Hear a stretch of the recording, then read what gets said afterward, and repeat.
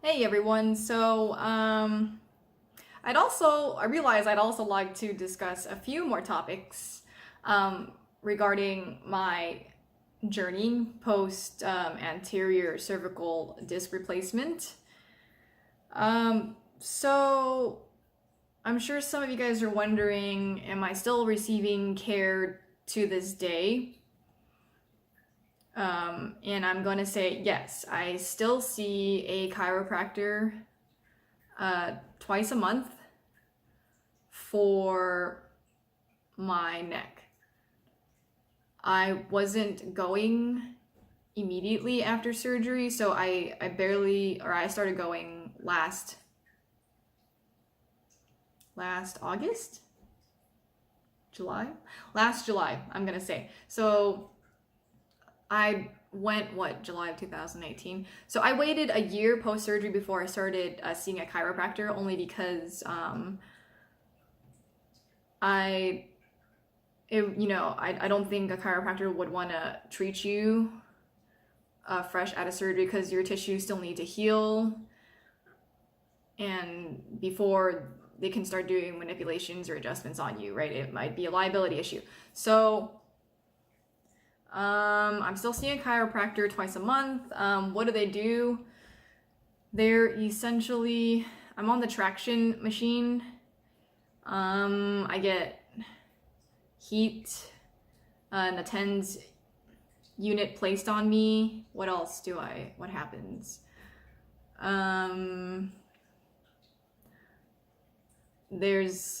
get like a myofascial tension released. So they use like a little machine where I get like my tension released for like knots in my neck. So it's basically like a free massage, a little bit almost. Heat therapy, TENS unit, and at the end of each session, I do get an adjustment,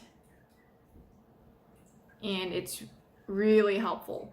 I would advise that you find a chiropractor that you really like, because I did see several chiropractors before this chiropractor, and I didn't have very positive experiences.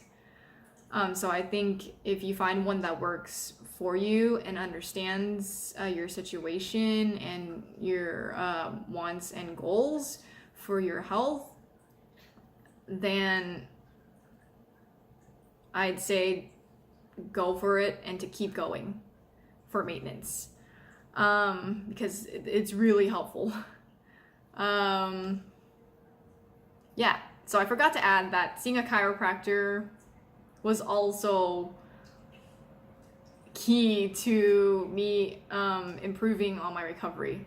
So I don't remember if I mentioned this. I was kind of like plateauing at like a 50%. It's kind of low, right? So 50% back to what I used to be when like 6 months after surgery, and it was kind of rough, right? So even now to this day, I'm gonna say that I am maybe 70 to 80% back to what it was. Again, I'm never gonna be 100%. I still have a herniated disc on my C4 through C5, and I may possibly need another surgery down the road to replace that. So yeah, that's that.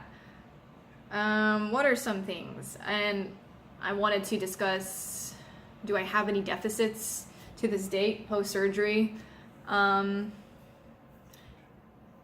I would say that my fine motor skills have been improving so much for over the last year and a half, or a little under a year and a half, because the first 6 months I don't think I was seeing much improvement, and that's why I went to see a second neurologist after my surgery, and they ran some tests on me, and they said that I still had post-surgery deficits, and they advised for me to either just wait and give it some time and because my nerves had been compressed for so long before getting surgery, or that it might be like this forever. It wasn't definite at the time, right? But now I can say almost 2 years after surgery, I have improved so much. But from like my fine motor skills, let's say like in my biochemistry class, if I'm in lab, I did notice that when I was running the experiment, or like trying to make a solution, or even when I'm cooking, I'm still a little shaky, and I do personally feel like I'm considerably more clumsy.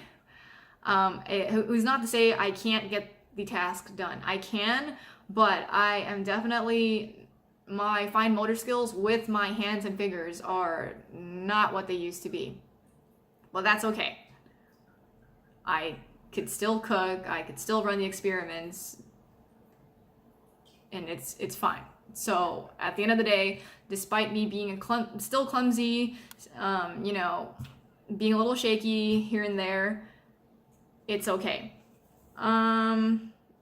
So my fine motor skills and my hand-eye coordination are probably not what it used to be, and it's still questionable if I will ever be at full functioning capacity of a normal person.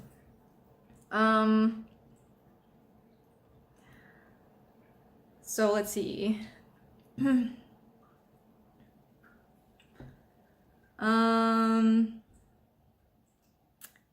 Yeah, I think that really concludes it. I think I've actually covered everything now. And yeah, I just hope you found this helpful.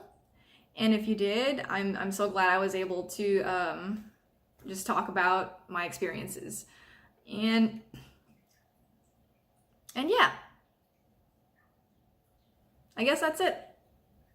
Thanks, guys.